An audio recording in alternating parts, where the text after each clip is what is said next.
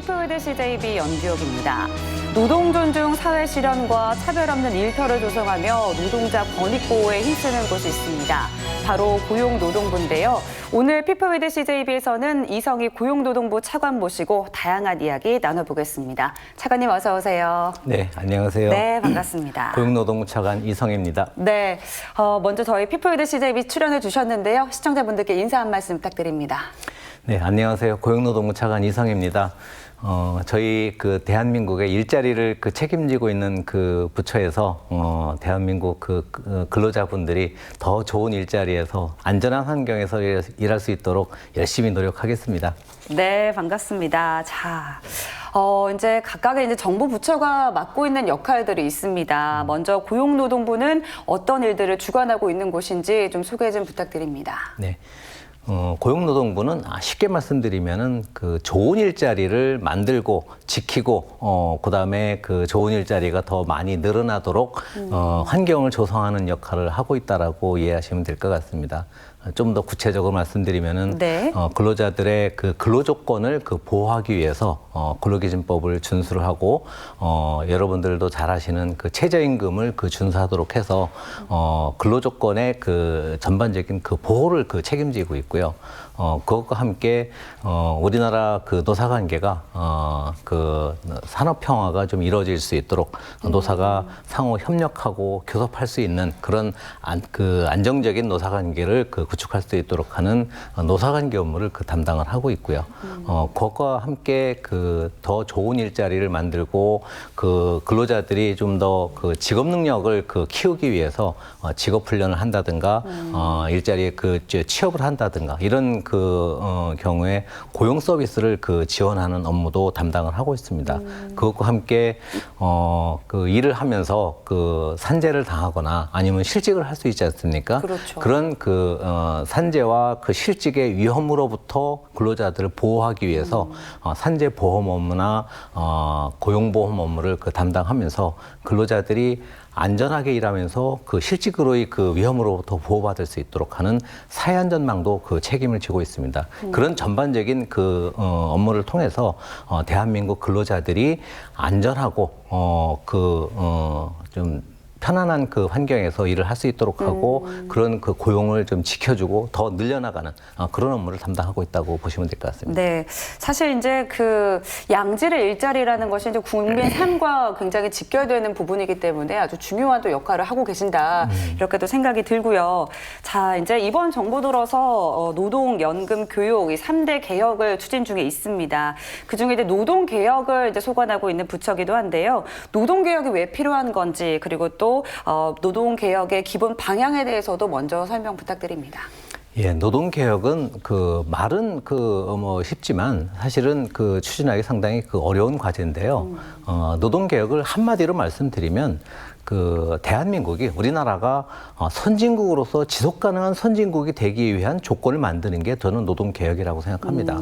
선진국이라고 하는 게 국가 경쟁력도 높아져야 되고 국민들의 삶의 질도 높아져야 되지 않습니까? 네. 그렇게 국가 경쟁력도 높아지고 삶의 질도 높아지려면 거기에 맞는 경쟁력 있는 노동시장과 노사관계를 구축해 나가야 됩니다.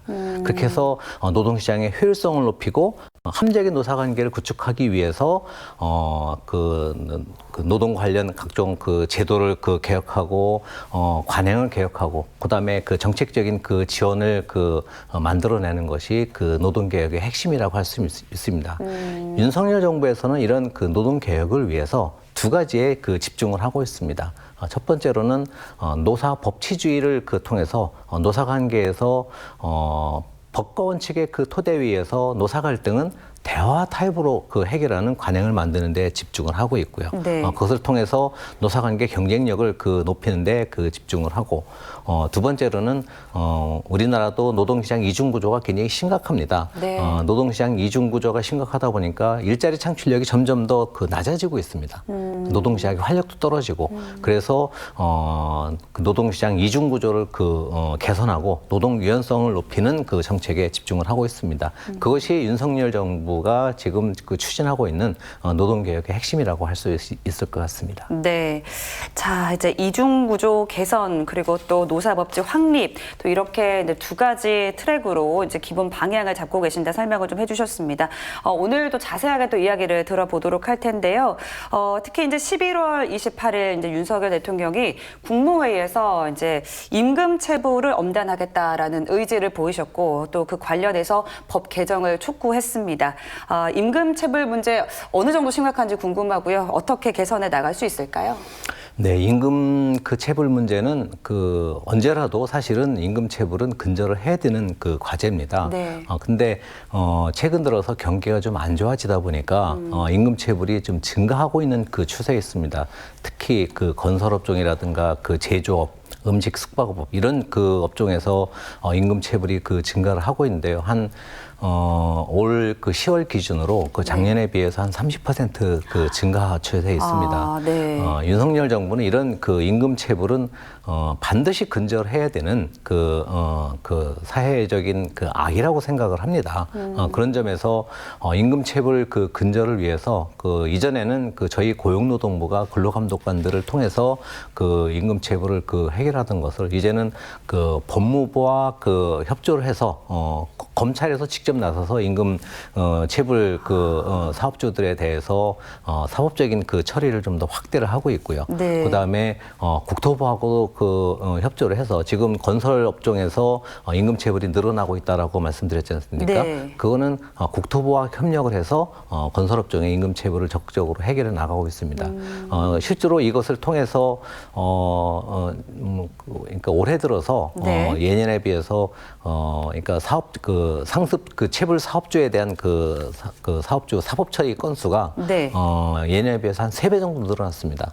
다시 말해서 상습 임금 그 체불을 하는 그런 그 사업주에 대해서는 엄격한 그 사법 처리를 통해서 임금 체불을 상습적으로 했다가는 패가망신한다라고 하는 사회적 학습 효과를 만들어낼 계획입니다.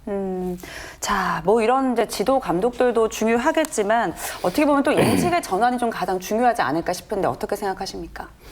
네, 그 임금 체불을 그 해결하기 위해서는 그 사업주들부터 좀 변해야 된다고 생각합니다. 임금을 그 일부 그 체불을 하더라도 일단 그 내 사업이 그 안정적으로 그 어쨌든 유지가 되는 것이 더 중요하다 이렇게 생각할 것이 아니라 네. 임금을 그 한 달 그 체불하면 그 근로자들은 한 달 동안 생계 위협을 받는다는 생각부터 먼저 하는 그런 그 문화가 그 만들어져야 될 것 같고요.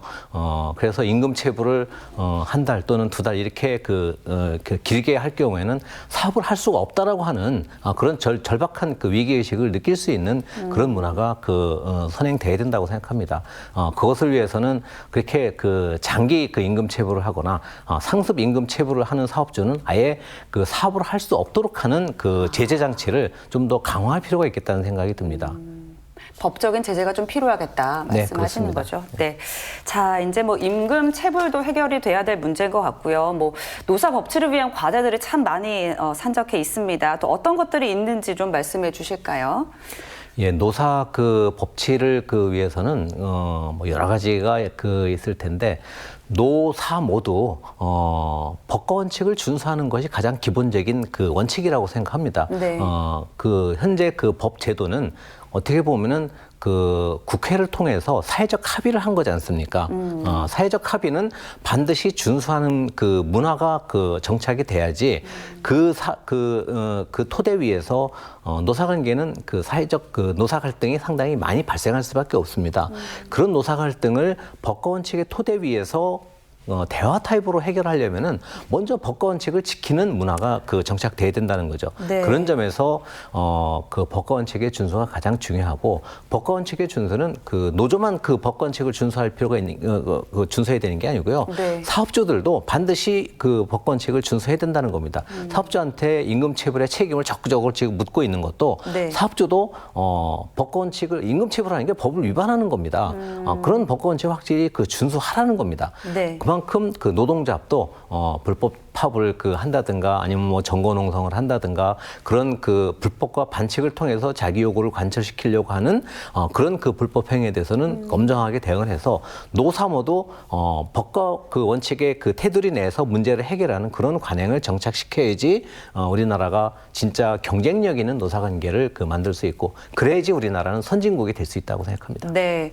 자, 그리고 또 이제 근로자들이 사실 이제 일한 만큼 거기에 합당한 이제 권리들을 또 받고 또 정당한 보상을 받아야 될 텐데 이제 포괄임금 오남용 문제도 좀 심각하지 않습니까? 네. 네, 그것에 대해서도 좀 한 말씀 해주시죠. 예, 포괄임금 제도라고 하는 것에 대해서 간단히 좀 말씀을 드리자면은 네. 그러니까 초과 근로 시간이나 근로 시간 전체를 포괄적으로 약정을 해놓고 실제 근로는 약정한 것을 토대로 임금을 주면서 실제 근로는 그보다 더 많이 하기도 하고 더 적게 하기도 하는 게 포괄임금 제도입니다. 네. 이런 포괄임금 제도는 근로시간을 산정하기 어려운 업종이나 직종에서 이런 포괄임금제를 사용하고 있었어요. 근데 네. 최근 들어서는 근로시간을 충분히 산정할 수 있는 업종이나 직종에서도 포괄임금제를 운영을 하는 게 문제라는 겁니다. 네. 더 나아가서는 포괄임금제라고 하는 제도를 운영을 하면서 실제 그러니까 포괄임금으로 약정된 임금보다 더 오래 일을 시키거나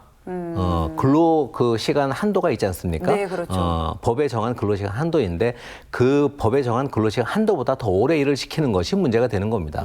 그래서 이런 포괄임금제를 문제를 해결하기 위해서는 포괄임금제를 완전히 금지하는 것이 중요한 것이 아니라 네네. 포괄임금제가 필요한 영역도 있거든요. 그렇죠. 네. 그렇기 때문에 포괄임금제는 존치를 하더라도 포괄임금제를 이유로 그러니까 임금 체불을 한다든가 근로시간 한도를 위반한다든가 이런 경우에는 법적으로 좀 엄단한 방식으로 포괄임금제를 좀 문제를 해결하는 방식으로 접근하는 것이 필요하다고 생각하고 있습니다. 네.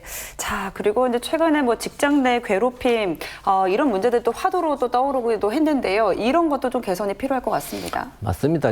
현장에서 노사 법치주의를 확립하기 위해서는 뭐 포괄임금 문제도 말씀드렸지만 직장 내 괴롭힘도 중요한 숙제입니다.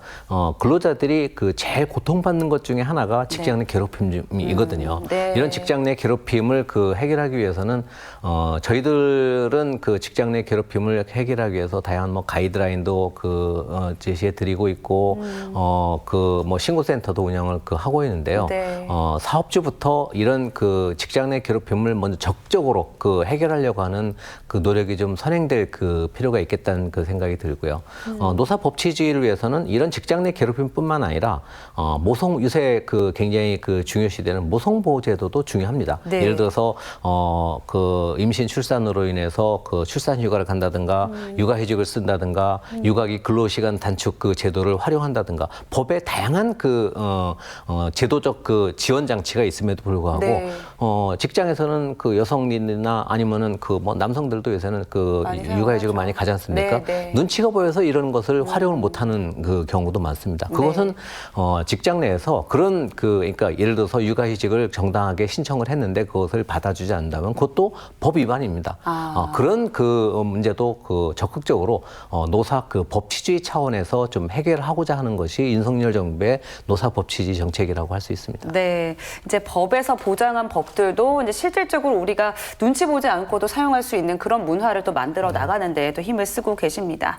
네, 그리고 또 최근에 이제 노조 회계 투명성을 높이기 위해서 노동조합 회계 공시 시스템을 구축을 했습니다. 노동계의 법 준수 관행 확립을 위해서 애쓰시고 있는데 추진 중인 과제들 어떤 것들이 있는지 좀 말씀해 주시죠.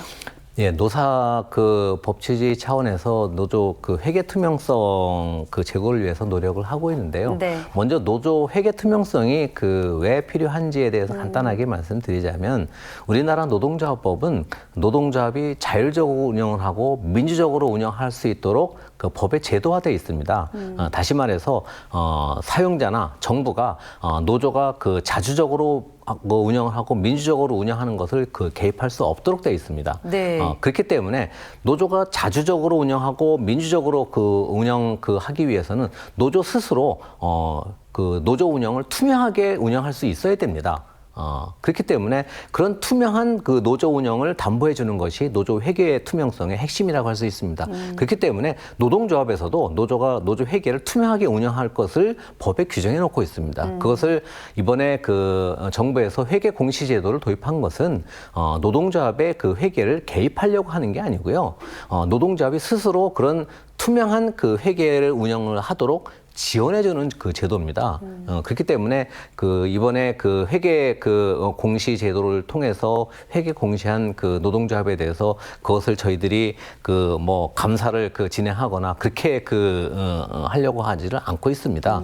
다시 말해서 노조 스스로 그런 그 회계를 투명하게 운영하도록 회계 공시제도를 통해서 지원해드리고 있다 이렇게 이해를 해주셨으면 좋겠습니다. 그래서 이번에 그 회계 공시제도를 도입하니까 네. 1,000명 이상 사업장 91%가 회계 공시에 그 참여를 해주셨습니다. 굉장히 그 다양한 그 일이라고 생각이 들고요. 이것을 계기로 우리나라 노동조합이 보다 더 그 투명한 그 운영을 할 수 있도록 하는 계기가 좀 그 될 거라고 기대를 하고 있습니다. 네.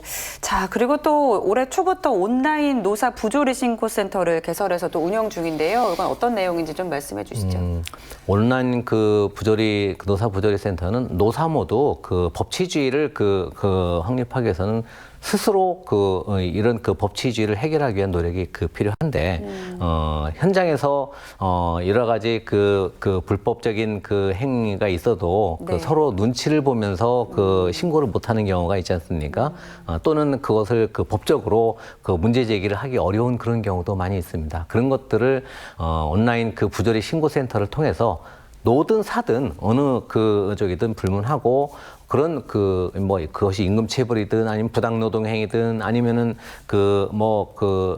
다른 불법 적인 채용 강요든 다양한 그런 불법적인 문제들을 부조리 신고센터에 좀 신고를 하면 저희들이 그것을 인지해서 수사를 할 필요가 있으면 수사를 하고 어떤 감독이 필요하면 감독을 하고 그렇게 해서 문제를 좀 법치주의의 원칙에 맞게 해결하고자 하는 것이 온라인 신고센터의 취지였고요. 그 취지대로 많은 노사 당사자들이 그런 부조리 신고센터를 이용해서 지금 문제를 좀 해결하고 있는 중입니다. 네, 잘 알겠습니다. 자, 그런데도 일부에서는 이런 시각도 있습니다. 이번 정부 들어서 이제 노동조합에 대한 좀 부정적인 시각이 드러난다. 이런 지적들도 있었는데 이 부분에 대해서 차관님은 어떻게 생각하시는지 좀 여쭙고 싶습니다. 네, 노사 법치주의는 눈을 가리고 법치주의를 저는 집행하고 있다 이렇게 이해해 주셨으면 좋겠습니다. 다시 말해서 노동조합이냐 사용자냐를 구분하고 있지 않다는 겁니다.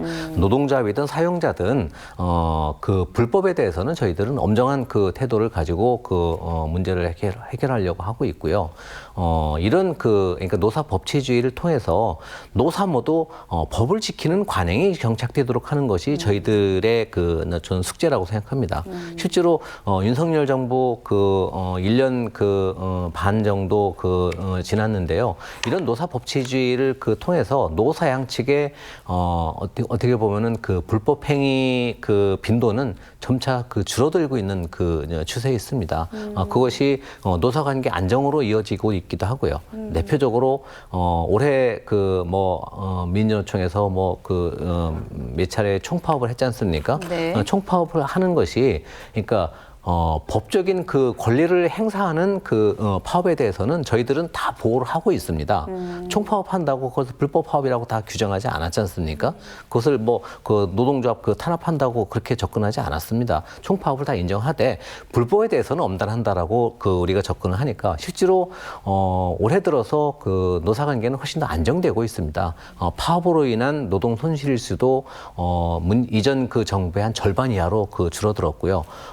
파업이 발생하더라도 권리를 다 지키면서 어쨌든 불법을 불법 행위를 하지 않으면서 갈등을 해결하는 관행이 정착되다 보니까 파업 지속 일수가 현저하게 줄어들었습니다. 한 3분의 1로 줄어들었습니다. 이전 역대 정부에 비해서 한 3분의 1로 줄어들었습니다. 그만큼 노사관계가 좀 안정화되고 있는 그 추세로 가고 있다. 그것이 바로 노사법치가 우리나라 노사관계 경쟁력을 끌어올리는 그런 계기가 될 수 있는 것을 좀 확인시켜주는 사례라고 저는 생각을 합니다. 네.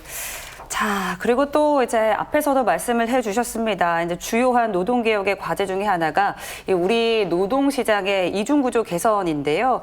최근에 이제 이슈가 됐었던 것 중에 하나가 이제 노란봉투법 관련해서입니다. 이제 정부에서는 이제 거부권을 행사를 했고 또 국회 본회의에서는 최종으로 부결이 됐는데 이게 논란이 좀 이렇게 이슈가 많이 됐습니다. 네. 먼저 어떤 법안인지 그리고 또 어떤 문제점들이 있는 건지 차관님께서 좀 말씀해 주시죠. 예, 노란봉투법은 저희들은 노동조합법 2조, 노동조합법 3조 개정으로 얘기를 하고 있습니다. 먼저 노동조합법 2조, 3조에서 문제가 됐던 조항은 첫 번째는 사용자의 범위를 넓히는 조항이 하나 있습니다. 우리나라의 사용자는 지금 현재 근로기준법은 노동조합법도 마찬가지인데요. 근로계약 관계를 중심으로 사용자를 정의를 합니다. 네.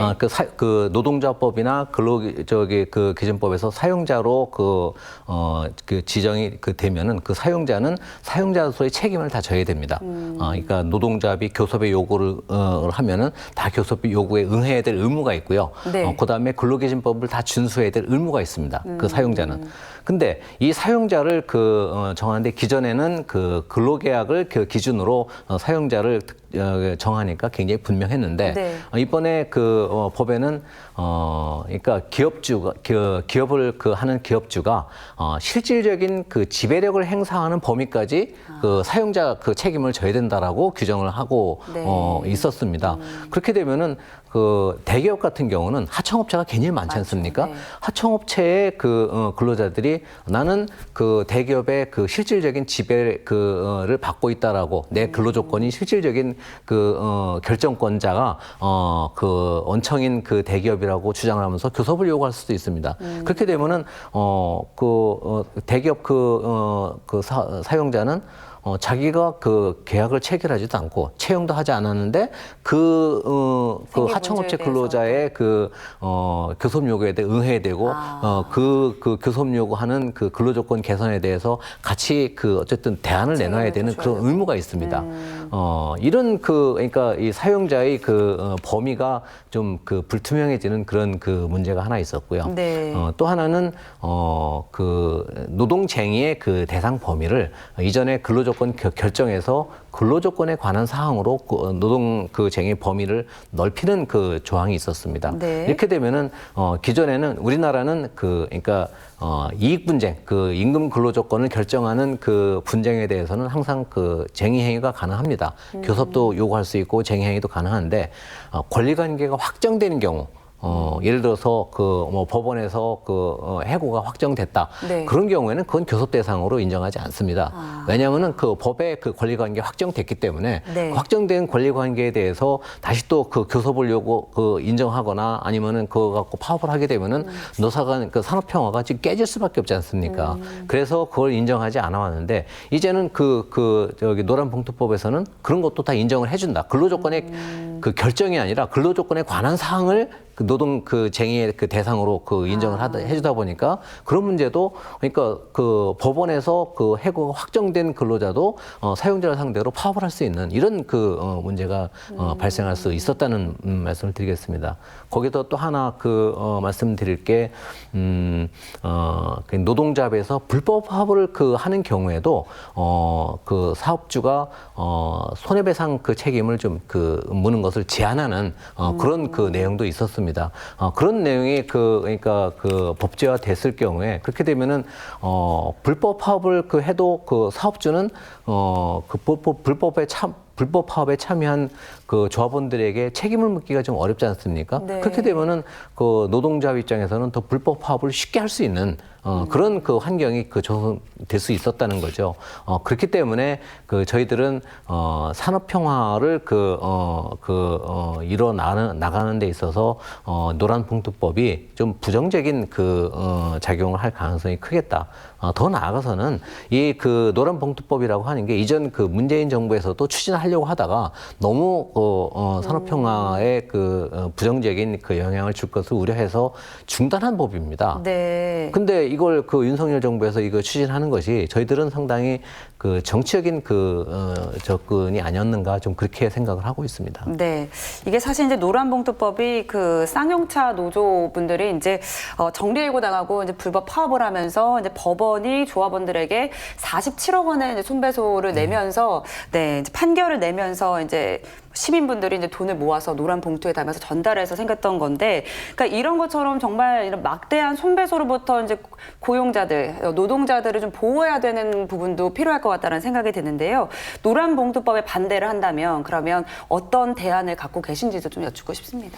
네, 노란봉투법에서 특히 손배 소송을 제한하는 문제와 관련해서는 그러니까 불법 파업을 할 경우에 손해배상 책임을 물을 수 있도록은 해줘야 된다고 생각을 합니다. 왜냐하면 그러니까 지금 우리나라 노동조합법에는 외국도 마찬가지고요. 네. 합법 파업에 대해서는 손해배상 책임을 물을 수 없습니다. 적법한 파업은 손해배상 책임으로부터 면책이 되는 겁니다. 네. 그런 법 조항을 면책 조항을 두고 있기 때문에 그렇기 때문에 불법 파업에 대해서는 책임을 묻는 것이 필요하다는 겁니다.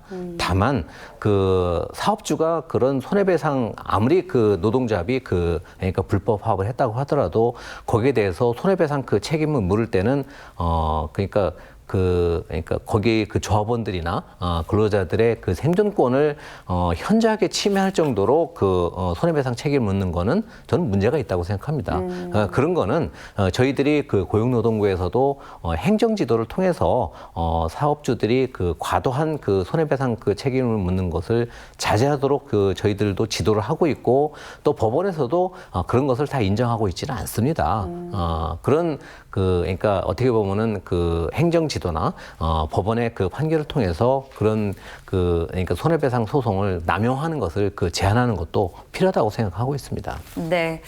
자, 그리고 이제 이 논쟁의 중심에 있는 것이 이제 앞서 말씀드렸던 이제 노동시장 이중 구조입니다. 이제 우리나라가 특히나 또 심각하다고 하는데요. 이중 구조가 정확히 무엇인지, 그리고 차관님께서 생각하시기에 이 이중 구조를 어떻게 좀 개선할 수 있는지 방안에 대해서도 또 말씀 부탁드리겠습니다. 네.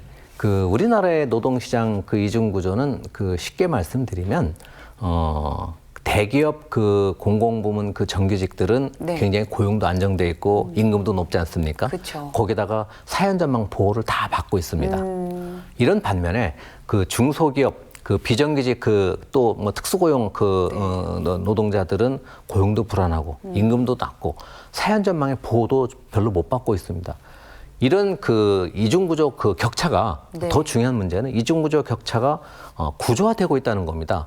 이런 그러니까 중소기업 비정규직 근로자들이 대기업 정규직으로 상향 이동할 수 있는 기회가 많다면 그렇게 하면은 이중구조 격차가 구조화되는 건 아닙니다. 네. 유럽 선진국에서도 격차가 크다고 해서 무조건 이중구조라고 얘기하지는 않습니다. 격차가 어느 정도 크더라도 그런 상향 이동의 기회가 확보가 되면은 네. 그것은 이중구조가 아니라 그냥 격차가 있는 걸로 본다는 겁니다. 그렇기 때문에 이중구조 문제를 해결하기 위해서는 격차를 무조건 줄이는 것보다 첫 번째 그러니까 중소기업 비정규직 그걸 소위 2차 노동시장이라고 얘기를 하는데요. 네. 2차 노동시장에서 1차 노동시장 대기업 정규직 좋은 일자리로 상향 이동할 수 있는 기회를 더 많이 늘리는 게 이중구조의 중요한 해법이 될 수 있다라고 생각이 들고요. 네네.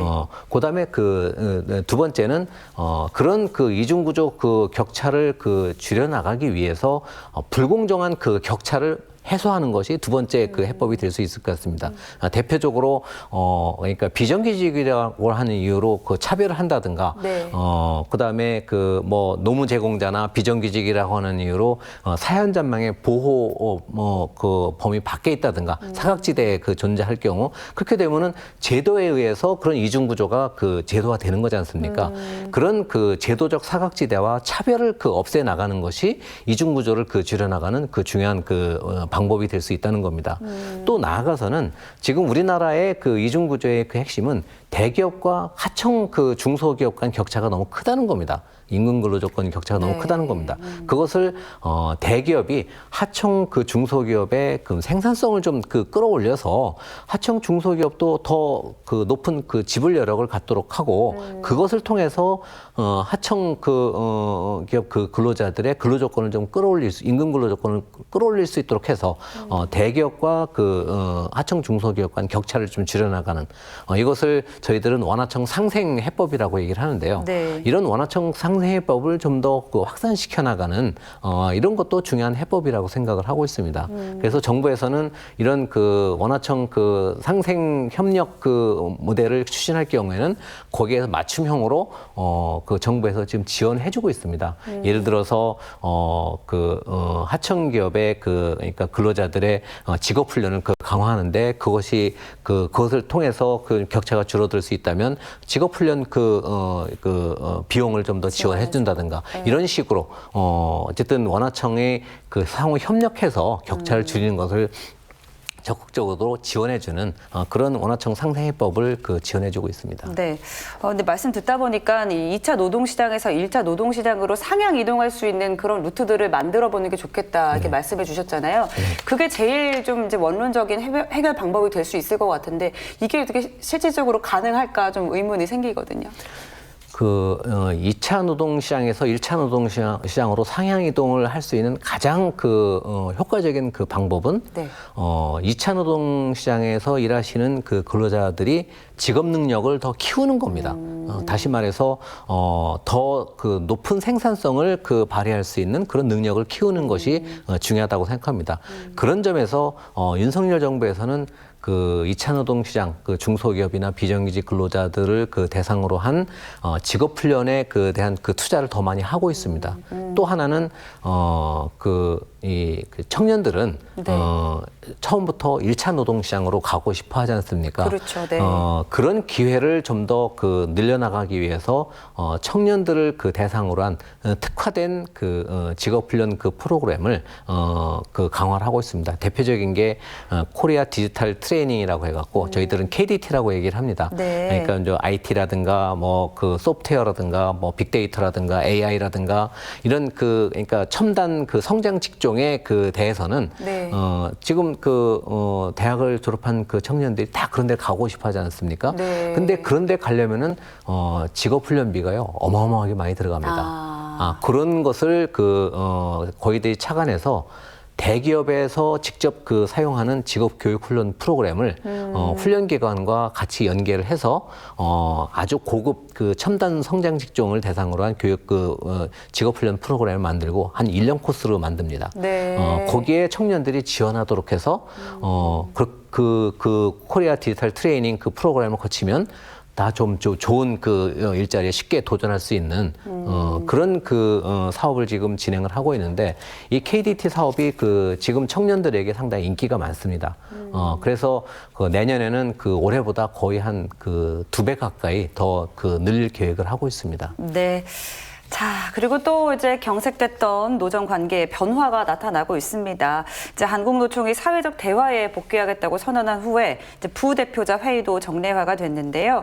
한국노총의 대화 복귀에 어떤 의미가 있다고 보시는지, 그리고 또 현재 진행 상황은 어떤지도 듣고 싶습니다. 네, 한국노총이 이번에 경제사회노동위원회 사회적 대화에 복귀하겠다라고 선언을 했습니다. 네. 저는 굉장히 다행스러운 일이라고 생각을 하고요. 한국노총이 이제 경제사회노동위원회 복귀하면서 이제 본격적으로 윤석열 정부에서 노사정 사회적 대화가 시작될 수 있는 기반이 확보되었다라고 볼 수 있을 것 같습니다. 이런 노사정 사회적 대화가 왜 중요하냐면요. 노동 개혁을 추진하기 위해서 노동시장 이중 구조를 개선하고 노동 유연을 하려면은 주로 그 제도 개선도 필요하고 정책 개선도 필요하고 관행 개혁도 필요합니다. 이것을 정부의 힘만으로는 할 수가 없습니다. 네. 노사가 같이 참여를 해서 제도 개혁도 하고 관행 개혁도 하고 거기에 그 정부가 정책 지원을 해야지 이게 노동 개혁이 정말 그 선순환 될 수 있는 거거든요. 그러기 위해서는 노사정 사회적 대화를 통해서 정부 주도가 아니라 노사도 같이 그 요구하는 그 정책들을 같이 담아놓고 서로 그 협의하고 조정하는 그 과정을 거쳐서 정책 제도 개선 방안을 도출해내는 것이 필요합니다. 그렇게 해야지 노사가 그걸 수용할 수 있지 않습니까? 그러한 어떻게 보면은 그 노사도 수용 가능하고 노동개혁을 추진할 수 있는 정책 제도 개선 방안을 도출하기 위해서는 노사정 사회적 대화가 반드시 필요하고요. 또 한편으로는 노사정 사회적 대화를 통해서 그런 정책 제도 개선 방안을 논의를 해야지 그런 논쟁을 하게 되거든요. 거기서는 네. 그렇게 논쟁을 하면은 국민들이 그 정책에 대해서 이해를 하게 된다는 겁니다. 노동 개혁은 국민들이 그렇게 이해하는 만큼 노동 개혁은 추진될 수 있는 거거든요. 왜냐하면은 노사정 사회적 대화에서 쉽게 네. 합의가 도출되거나 그렇지는 네, 않습니다. 네. 노사는 각자 자기 주장을 하죠. 근데 자기 주장을 하더라도 거기에 뭔가 좀 합의점을 도출할 것을 압박하는 것은 국민들의 관심과 지지입니다.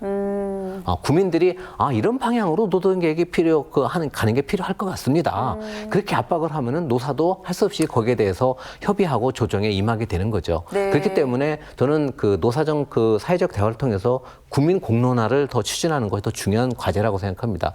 그렇게 해서 국민들이 노동개혁 과제에 대해서 그것이 근로시간 제도 개편이든 임금체계 개편이든 아니면은 사연 전망 강화든 거기에 대해서 충분히 이해하고 지지해 줄 때 그런 제도 개선도 저는 가능하기 때문에 노사정 사회적 대화를 통한 노동개혁이 굉장히 중요하고 이제 한국노총이 그런 사회적 대화 테이블에 복귀했기 때문에 네. 그런 사회적 대화를 통한 노동개혁의 추진 기반이 마련됐다 이렇게 이해를 하실 수 있을 것 같습니다. 네.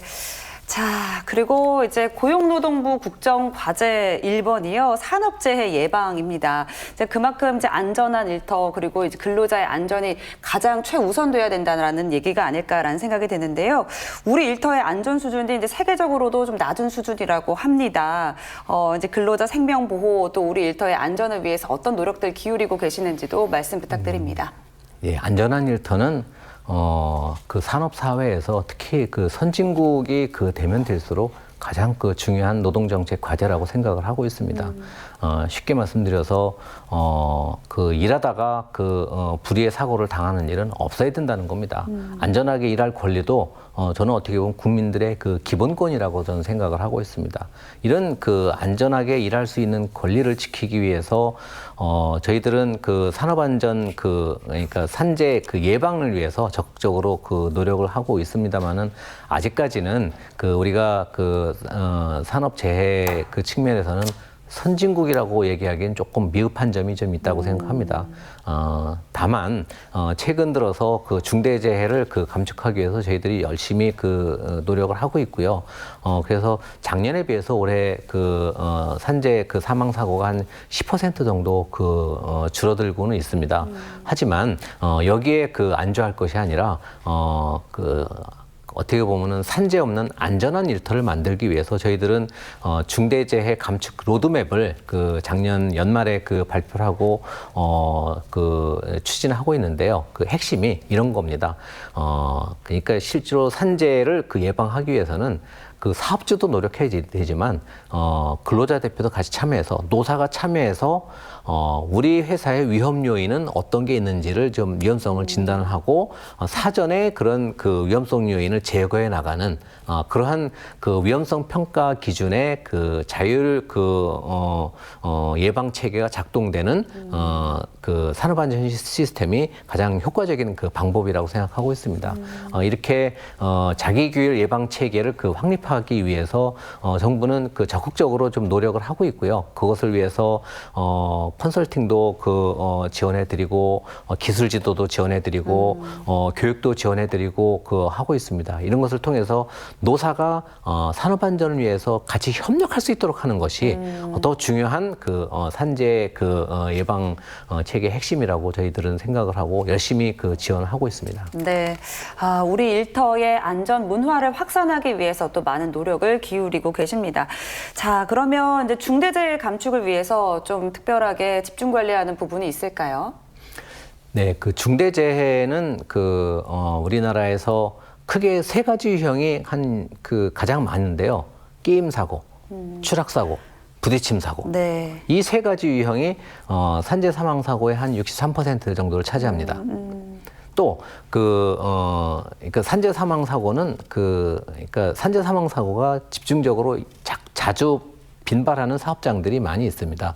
그렇게 산재 사망 사고가 빈발하는 사망 사고 빈도가 높은 그런 사업장, 네. 또 유해 위험 기계를 많이 사용하는 사업장이 네. 저희들이 집중 관리하는 산재 사고 예방 사업장이라고 할 수 있을 것 같습니다. 네. 이런 사업장들을 중심으로 저희들은 아까 말씀드린 위험성 평가 진단을 이런 데는 또 집중적으로 하도록 하고 위험성 평가를 진단을 하면은 그런 위험성을 사전에 예방하기 위해서 예를 들어서 작업 공정을 좀 개선할 거면 작업 공정을 개선하기 위한 지원을 해드리고 또 작업 공정 말고 근로자들이 안전 예방 체계를 먼저 숙지하는 것이 중요한 부분은 안전 교육을 더 실시해드리고 이런 식으로 해서 어떻게 보면은 중대재해가 많이 발생하는 사업장, 많이 발생할 위험성이 있는 사업장을 중심으로 중대재해 예방 체계를 집중적으로 지원해드리고 있다 이렇게 말씀드리겠습니다. 네. 자, 이제 내년부터는 50인 미만 기업에도 이제 중대재해 처벌법이 적용이 됩니다. 이제 적용 유예를 앞두고 이제 노사 간 또 여야 간 입장이 좀 첨예하게 대립하고 있는데요. 차관님의 의견은 어떠신지 여쭙고 싶습니다. 네, 중대재해 처벌법이 내년 1월 27일부터 50인 미만 사업장까지 시행이 되도록 되어 있습니다. 네. 근데 이 50인 미만 사업장은 중소기업이지 않습니까? 중소기업이 이런 그러니까 위험성 평가도 하고 그런 중대재해 예방 체계를 준비하기 위해는 조금 부족한 점이 좀 있다라고 생각을 합니다. 지금 50인 미만 사업장 중대재해 적용 대상이 한 83만 개 사업장 정도 됩니다. 그 중에서 아까 말씀드린 그러니까 산재 다발 사업장 또는 네. 유해 위험 기계를 많이 운영하는 사업장이 그러니까 50인만 사업장 기준으로 한 8만 개소 정도 됩니다.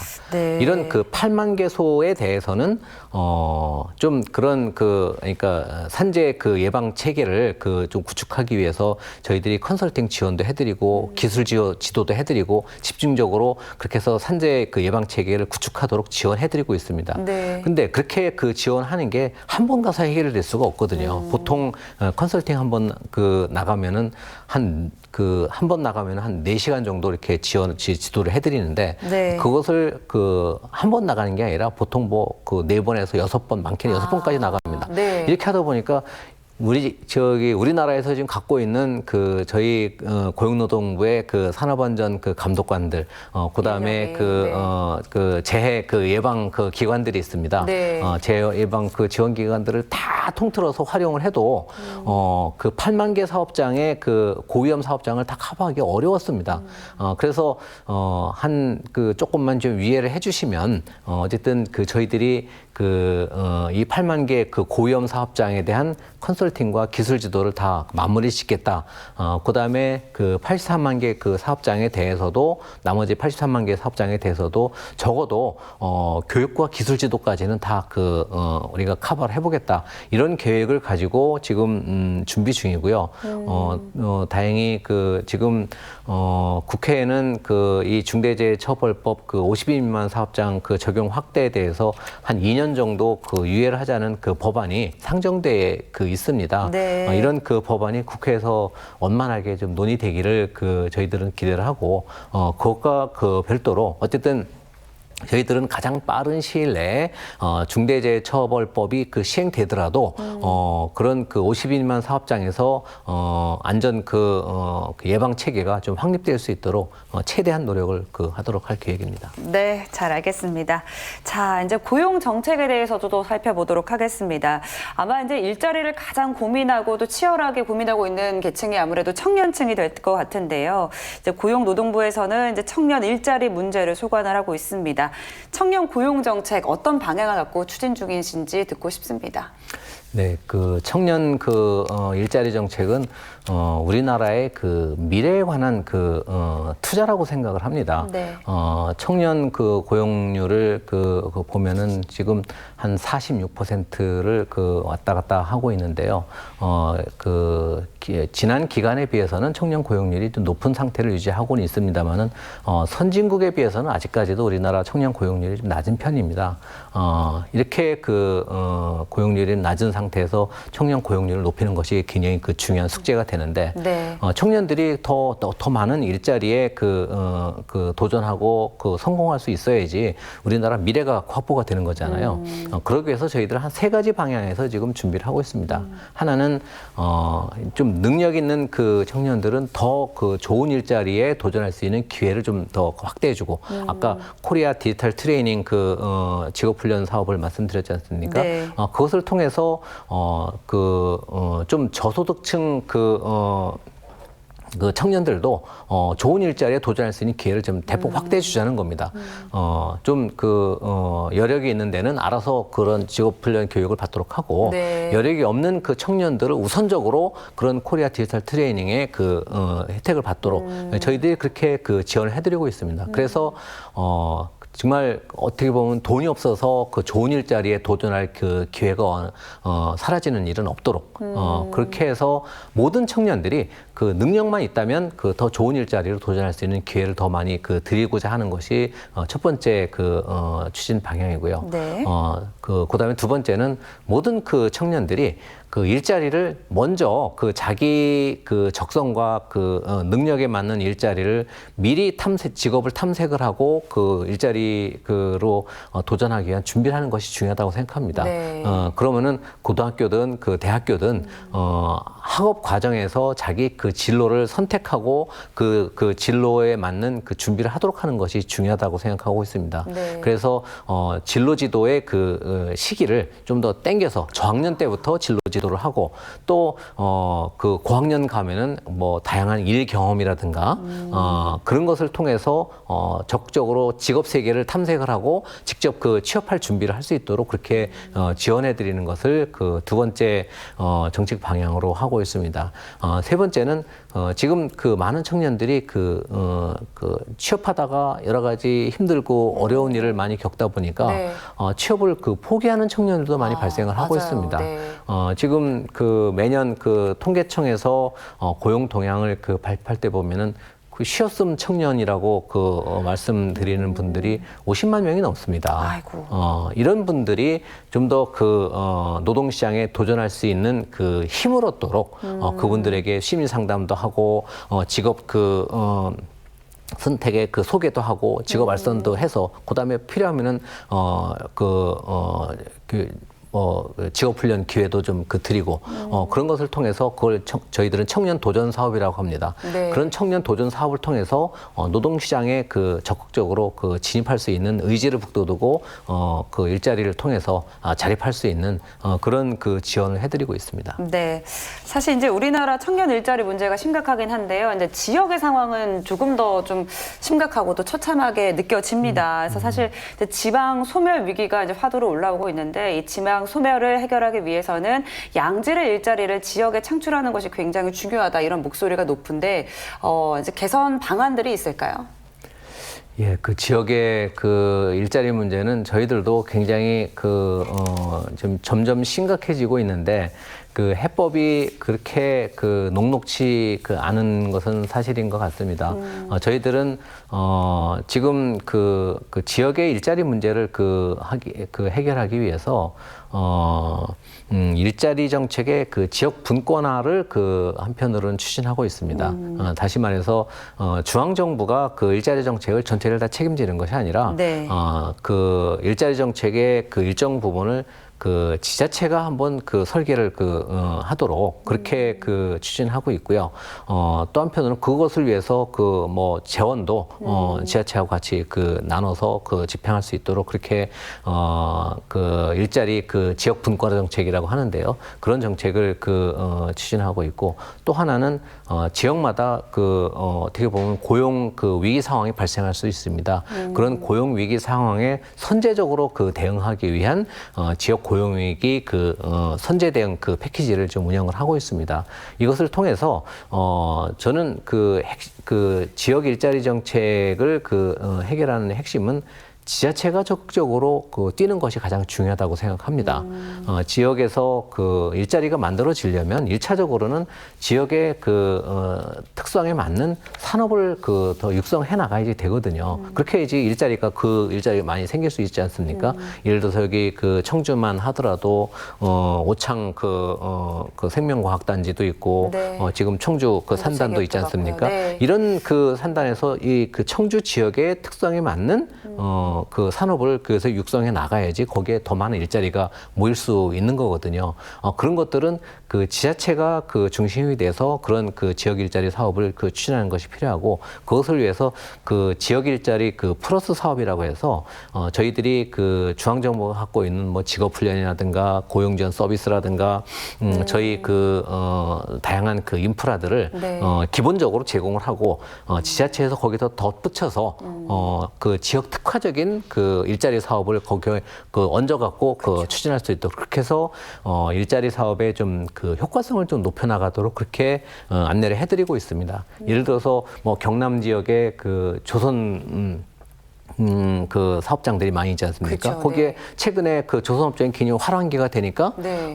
조선업 일자리가 굉장히 부족한 거예요. 그러니까 이제 일할 사람이 부족한 네. 거예요. 그렇게 하면 그런 경남 도하고 협의를 해서 그런 조선업종에 필요한 인력 공급을 어떻게 할 것인지, 공동 직업훈련센터를 어떻게 만들 것인지 이런 것들을 같이 고민할 수 있다는 겁니다. 그럼 거기에 맞게 중앙정부에 또 그 부분을 더 투자를 해줘서 지역 특화에 맞는 일자리 정책을 좀 실효성 있게 추진되도록 그렇게 노력을 하고 있습니다. 네, 잘 알겠습니다. 자, 오늘 이제 긴 시간 또 다양한 이야기 나눠봤는데요. 마지막으로 저희 피플 위드 CJB 시청자분들께 당부 말씀 부탁드립니다. 네, 장시간 말씀 드렸는데요. 저희는 대한민국 어디든 그러니까 좋은 일자리가 많이 만들어지는 것이 가장 중요하다고 생각합니다. 또 좋은 일자리가 안정되게 만들어지는 것이 더 중요하다고 생각하고요. 그런 좋은 일자리가 안전하게 더 발전할 수 있도록 하는 것이 저희들의 임무이기 때문에 저희 고용노동부는 앞으로도 좋은 일자리를 더 많이 만들고 지키는 그런 부처로서 열심히 노력을 하도록 하겠습니다. 네. 긴 시간 감사합니다. 네, 오늘은 이성희 고용노동부 차관과 함께 이야기 나눠봤습니다. 오늘 말씀 감사합니다. 네, 감사합니다. 네, 앞으로도 안전하고 건강한 일터 조성을 위해서 힘써주시길 기대해 보겠습니다. 피플 위드 CJB 여기서 마칩니다. 시청해주신 여러분 고맙습니다.